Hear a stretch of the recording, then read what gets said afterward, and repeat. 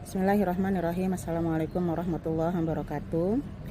Setelah kemarin kita membahas tentang kisah penyembelihan Nabi Ismail oleh bapaknya Nabi Ibrahim, maka pada kesempatan kali ini kita akan membahas tentang seorang perempuan yang luar biasa di balik kisah penyembelihan tersebut. Perempuan tersebut tidak lain adalah ibu dari Nabi Ismail alaihissalam, yaitu Siti Hajar.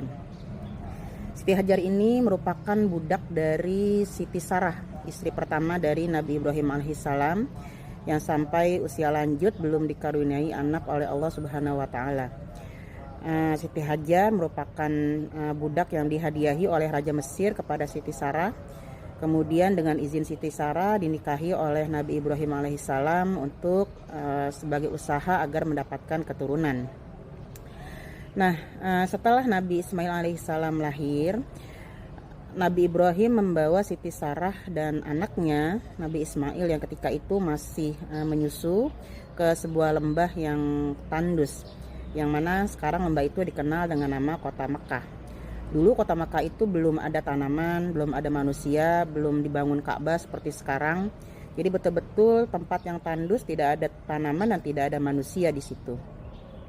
Ketika kemudian Nabi Ibrahim datang bersama Siti Hajar dan Nabi Ismail, sebagaimana diceritakan oleh As-Sa'labi dalam tafsirnya dan juga di dalam tafsir At-Tabari, disebutkan bahwa Nabi Ibrahim meninggalkan begitu saja anak dan istrinya di sebuah tempat yang sekarang merupakan bangunan Ka'bah.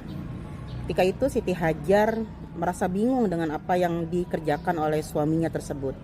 Dia bertanya pada Nabi Ibrahim, apakah ini perintah dari Allah? Nabi Ibrahim dengan singkat menjawab iya. Setelah itu Siti Hajar tidak lagi mengejar Nabi Ibrahim dan berkata, kalau memang ini perintah dari Allah, pasti dia tidak akan menyia-nyiakan kami. Kemudian Siti Hajar kembali ke tempat anaknya dan tinggal di situ selama beberapa hari.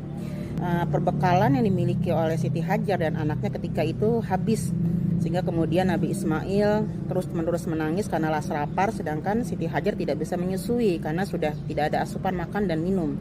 Ketika itu di tengah kepanikannya dia seperti mendengar suara gemericik air ya. Akhirnya kemudian dia mendatangi sumber suara tersebut yang seolah-olah suaranya itu berada di sebuah bukit. Nah, setelah dia sampai ke bukit tersebut ternyata tidak ada apa-apa.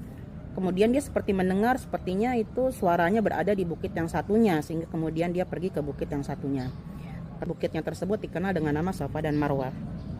Nah, proses pencarian air oleh Siti Hajar ini di dalam ritual ibadah haji dan umroh itu dikenal dengan ibadah sa'i ya, yaitu berjalan dan berlari-lari kecil di antara bukit Safa dan Marwah sebanyak 7 kali. Setelah kemudian dia tidak mendapatkan apa-apa, ketika itu dia melihat Nabi Ismail kecil menghentak-hentakan kakinya ke tanah, dan dari hentakan kaki itu mengalir sebuah seperti mata air ya. Jadi ada air yang keluar dari tanah, dan ketika itu karena panik dan senangnya Siti Hajar mengumpulkan air tersebut dan berkata, Zamzam, Zamzam. Zamzam itu artinya adalah berkumpul.